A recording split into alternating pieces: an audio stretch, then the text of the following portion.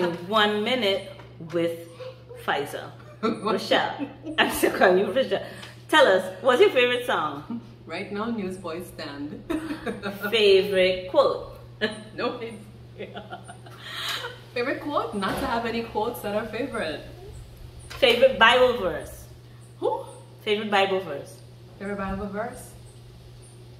In Him I live and move and have my being. Favorite childhood memory? Can't think right now. And favorite childhood game? Well, you brought them up. Yeah, let's do it. Numbers and Numbers, things. check it out.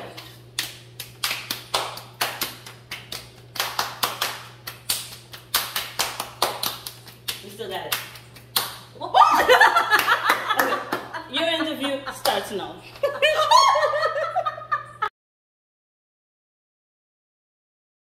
Hello, happy people. Today we're going to have a very interesting one-on-one, comfy, cozy discussion with the one and only Faizah Tabasamu. You might know her under that author name, but I just know her as good old-fashioned Rochelle from back in school days, and she is going to tell us all about Tangle. Stay tuned. So she crawled into my mother's womb and bit my tongue. Who's she? I think you answered this question already. Was it recording? Yes, I want your answer. Well, just give a little bit. It's to check the sound. Okay. How sound from you. All right. So she is, who knows, maybe my great grandmother. But for the most part, she is rebel. She is, you know, the one with the voice, the one with the fire in her tongue, and it's almost like a passing on of the baton in a way. So it's not somebody who is quiet and conformed. She is a woman who is always back-chatting, always, you know, saying social wrongs, saying those things that are not just, and speaking up and saying something about them. So that is she. So she is you. She has become me, and she is Spitfire. Bam. Can you introduce yourself to the beloved audience today? Hi everybody, my name is Rochelle. I am also known as Faizah Tabasamu. I am first and foremost, after woman, I am poet. So I am a lover of words and basically a bearer of the things that happen around us, our stories, and our ways of being as well as our ways of seeing. So that's me. That's my task amongst other things, but poet. Awesome. So you are a lover of words, and I just love to talk about all things language and words. So how would you describe your language? What languages would you say you speak, and how would you describe your language? My language, if you're looking at the linguistic part of it, I was raised or schooled in American/UK English. Other than that, at home, St. Martin English. Even though my mother has been trying, I guess from osmosis, to get the division in me to come out, but it has never happened. So yeah, those are just the languages that I operate in. And yeah. That's interesting. You mentioned that trying to get the division out. Can you think of any expressions or phonetic dimensions that you notice right away that are significantly different between St. Martin English and Division English? Just by shock. Oh my God, you know? That's the one thing that comes to mind right now. The others will have to happen naturally, or my mother would say them and I would know, yep, that's not a part of St. Martin lingo. And that's it. Love it. Now, you have lived in the US, you did your studies, and you also lived in Trinidad. Can you tell us any interesting stories about linguistic differences that you maybe discovered about yourself when now, you know, living in another English island, but a different English? Just share. You know, you have these ways of asking questions that you just don't think about until on the spot. Huh, Trinidadian English? All I could remember really is, I just think that language, when the people of Trinidad speak, it's a beautiful sound. Not to mention, I was living in the United Nations of Caribbean Islands on the dorm that I was in, because it was not just strictly Trinidadian, it was everything, Bajan, Jamaican, everything. I felt like I was in like a Caribbean heaven, because you're normally accustomed to going abroad Miss American or going abroad Miss something else, and it's never really a diversity of English Caribbean languages. So I thought it was beautiful. So I wouldn't be able to pinpoint, because I went to Trinidad in 2007 to 2009. The one thing I took away really was that I just love hearing Trinidadian people speak. I love hearing it. What was funny was that many people thought my accent, my way of speaking was Tobagonian. Oh, and I found out really? really weird. I was like, what? You're from Tobago? Oh. No. Or St. Vincent? You're from St. Vincent? Grenada? Those are the top ones they keep asking. I'm like, no, St. Martin. So what if it's because they just couldn't place it? It's like, okay, I know it ain't here, so let me... Gotta place it in another place that they're yeah. familiar with. Yeah, so that's some of the things, some of the things that I remember in terms of my Trinidadian experience with regards to language. And what about in your US experience? Did you feel, was it a wake-up call, very different? Did you... I think it's primarily with the morals and virtues of a place, because I remember specifically being in an office and somebody coming inside, and I was like, good morning. I was the one coming inside. I said, good morning. No one answered. That's when I was realizing that, my goodness, we have something very unique in St. Martin. Whether you know them or not, you always greet somebody. Good morning, good afternoon, good day, hello. You know, and that kind of acknowledgement of human presence. That was like a, whoa, what? You don't, yeah, you nobody answering me, what?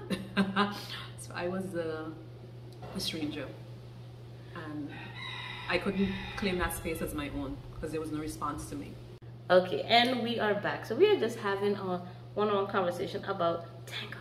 And I wanted to tell you that my favorite poem in the book is Tangle, because of this line: it upsets the spirit to see creatures so fragile in a tangle. And sorry, I'm talking more, but I thought this was interesting because when I heard you were coming up with a book and knowing all you do with hair, I thought that a tangle was going to be about hair. I thought it was going to be like, so the direction, and to have this poem be the epitome of it, it's like, wow. So I want you to speak to us about the general theme of that tangle and this poem specifically.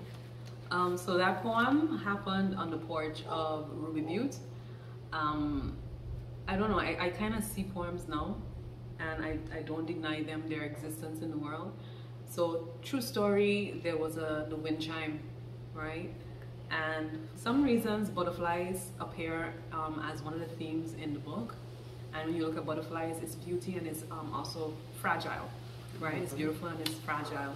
So even though those were butterflies that could never be harmed because they're wooden and they're much stronger and they could withstand wind, it's just looking at them like that was a little bothering to me, because for me, when I am in a space, I need to see order, because there's something inside me that gets a little bit you know, disrupted a little bit. So I had to like fix it. Not like a compulsive fixing, it's just that don't look right. It's butterflies, come on man, who ever equates butterflies to stress, you know? So it was like fix. So once I fixed it, I felt a lot better. But then she told me, everybody come in there and they're doing the same thing. Everybody's untying the butterflies. They're gonna tie back up again. I'm like, in that case, I can fix it now. So when I'm gone, they could do what they want to do. But for now, I need them to be butterflies. So why did you choose? Was that epiphanic moment why you decided the book would be named Tangle? No. Why Tangle? No, why Tangle? I think my role in this collection was predominantly to write the book. Because here's the thing, these poems are over the course of several months, not even months, years. So Tangle is a more recent poem in comparison to other poems in the book. But I say that I'm the writer only because now my editor is looking at what's connecting all of these things together. And he noticed that the connection was the Tangle poem. So for me, I didn't see it because again, I'm looking at my work from a particular angle. right? I just put these poems together, and I myself saw some themes throughout, but he picked it up and said, this is what you're doing throughout the entire collection, and therefore this would be a very strong title for the collection. So it had nothing to do with hair. When you think about it, honestly speaking, it's something that we do all the time. Hair is something I do all the time, and tangles is something that we do all the time as well. So it's almost the same thing in the natural, but this is the spiritual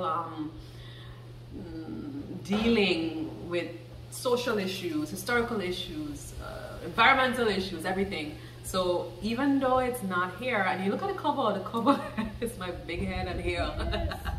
So I do live in a world of tangles because of the kind of hair that I have, you know, and rightly so, because if I do not become better at managing my own hair, I will always have that type of tangling going on. So it still fits because there is an association between those butterflies getting tangled up and me being associated with hair. So, and it's not any hair, because only black hair is the one that really, really deals with a lot of the tangles. So I love that. That's why I was like, I mean, it's not a bow, but it is. And it's like without planning it, it all goes together so beautifully, the tangle. Okay. All right, I'm going to Airborne. Your writing style. She seduces death in her seat. Her long eyelashes kiss her skin and tuck her eyes to bed. Where does this inspiration come from? This language. To seduce death in their seat, like why would we seduce death? Like, please speak to where this came from. Hi, so I met a phenomenal lady from Jamaica who was also dealing with natural hair, and I wanted her to come as a guest to one of the book fair workshops, to do a book fair workshop in St. Martin. So she was coming from Jamaica, and she said to me once that she doesn't like flying, and I was like, oh, really? You know, and she went on to tell me that whenever she goes on a plane, in the very beginning, she always falls asleep. So I was like, why? She said, just because the plane might crash. And I was like, but you can wake up during the crashing. She's like, no, I really sleep. I sleep very hard. And I'm like, oh, she's trying to cheat death. I like that. So then I wrote the poem. Wow. Wow. Okay, I'm coming back to one of the poems in Tangle, Ground Zero.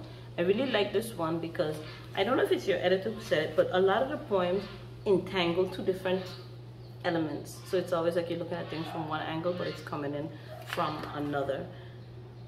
This experience that you had, can you describe it? What are the two things that you merged together, and what was your experience with writing this? So I went to school in New York between 2000 and 2004, and smack dab in my third year of college, there was the 9/11 situation. I was in Pleasantville, outside the city, but it still kind of impacted me because my roommate was from New York. To my knowledge, at the time, she didn't have anybody who was injured, but her reaction was very real, and I couldn't connect with it. I didn't know, because for me, I've always been watching American television from the time I was in St. Martin. So for me, it was a disconnect. So if something's happening in America, it's not here, so I didn't really feel it. So in that moment, it felt like I was in television, watching television, and like not understanding how impactful it was for her.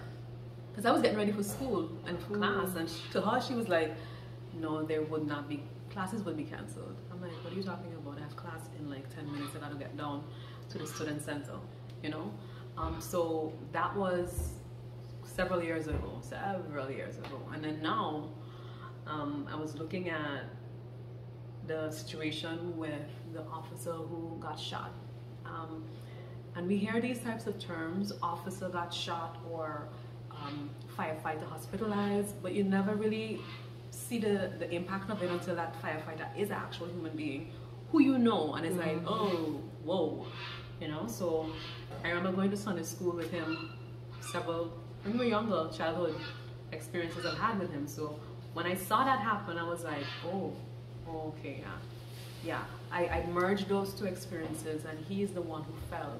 He's the one that people usually call when they're having trouble, But 9/11 when he fell down in Front Street, and that was him. He was that representation. And then I understood what she felt, because it's like, what is him coming to that this is what's going on, you know? So in that moment, that title, Ground Zero, it's like the Ground Zero, but then this was actually like, this is your Ground Zero. Yeah. Wow. And it took me 15 years to get to Ground Zero. And it took the officer's death for me to feel her shared hope and terror. Wow, it's beautiful. One last question for the road. Which poem is your favorite? Airborne. If you have one. Airborne is your favorite too? Airborne is my favorite. Yeah, it is. Why? It is because it's very layered. If you were to film it, it would be the most boring thing you've ever seen, because all she's doing is sleeping. She went on the plane and she fell asleep. But because it's language, I can do more with language and words than film in a way. Because in Airborne, I went and touched on her ancestry, and I talk about her grandmother talking about women, and I talk about, even further back, slave ship.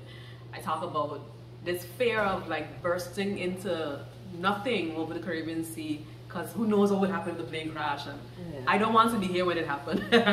You know, so for me it was like that, telling another story while this woman is going to sleep, and showing how there's a fear that she tries to avoid, but it's already kind of in her DNA. Wow. Yeah. All right, that is it. Thank you so much for spending time with us.